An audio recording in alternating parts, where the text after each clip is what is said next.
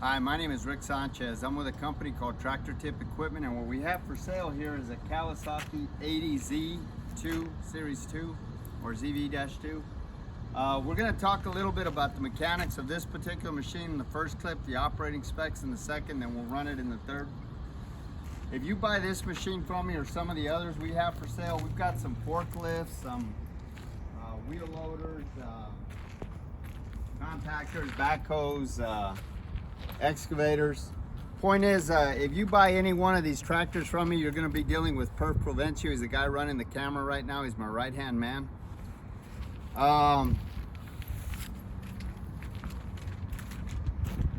Price on a new machine like this is anywhere, I don't even know, like 250, 275, 275,000.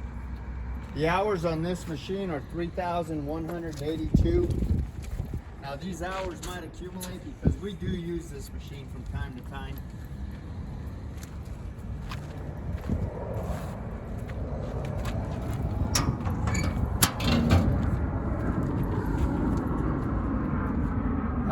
As far as manufacturers go, Kawasaki is one of my favorite manufacturers when it comes to wheel loaders.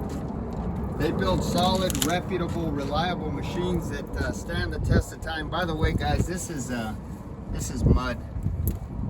Our power washer kind of is on the fritz right now, so we didn't get a chance to power wash this. But so you get to see the machine in its working clothes, which I guess is a good thing. Like I say, Kawasaki builds good products. The weight of this loader is about 40,000 pounds. The widest point is this bucket right here at 8 foot 9 inches, which is also the same width as those tires right there. So if we were transporting this machine a long distance, taking the bucket off, it's not going to do us any good because the tires are over width too. The highest point is the top of that cab at 11.5 feet. And the transportation length from the front of that cutting edge to the rear of that counterweight is 27 feet. As far as comparable machines go, this is probably like the size of a Komatsu WA380, WA420, or maybe a Cat 950. John Deere, like maybe a 644. As far as the history of this unit goes, this machine, like almost every machine we purchase, is an original owner Dallas, Texas machine. Now this machine here was actually a county machine. Now I mentioned that it's a Texas machine because we're far enough from the ocean, and we're 300 miles from the ocean. We're far enough south that the only salt we see is the salt on our kitchen tables.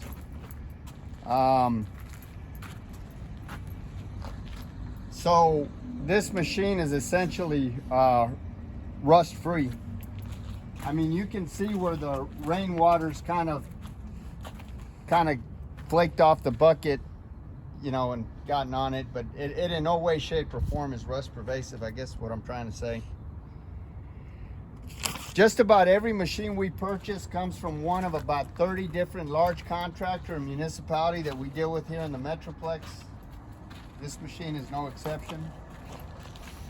The company that we bought this from builds solid, reputable. I mean, they've got an excellent maintenance program that rivals some of the best I've seen. We've been happy with all the machines that we purchased from these guys, and it should be said that before I purchase any machine, I have a couple of mechanics go out and inspect it. And if they say everything's okay, then I send Perf Provencio to go out and inspect it. And if he says everything is okay, then I personally go out and I inspect it before I write a check. So these machines are 3 and 4 times vetted before we purchase them. At least 3 and 4 times vetted, because if there's anything wrong with the machine, we start the process all over again till they fix it right. Or, because, yeah. So, as far as options go, this machine is in closed cab. It's got a fan. It doesn't have a, it's got a heater, but it doesn't have a AC. It is 4x4. We'll do a push test here in a minute to show that I like to do the push test because that's a quick acid test as to whether or not the machine's got the wherewithal to not only pull its own weight, but spin all the tires. And this machine will spin all the tires. That's one of the first things we check when we go out and inspect the machine, whether it's a bulldozer, crawler loader, wheel loader, skid steer, backhoe.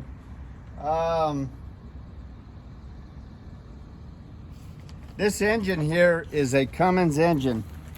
This is a turbocharged Cummins. It's a 2347 Cummins. Now Komatsu, Volvo, a lot of over-the-road trucks, even Caterpillar uses that engine.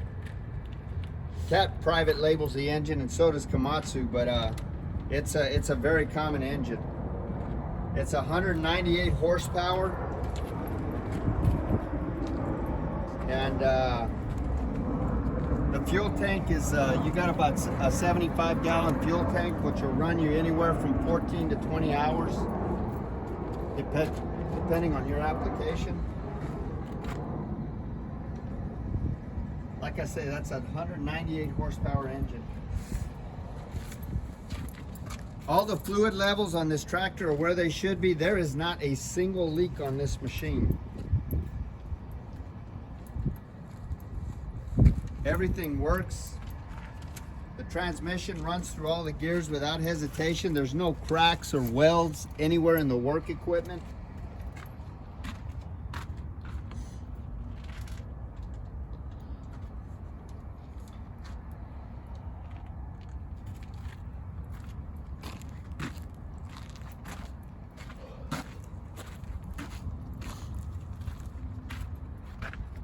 The transmission runs through all the gears, like I say, without hesitation. These tires are 23.5 25s. Top speed is 23 miles an hour in forward and reverse. Brakes stop it on a dime.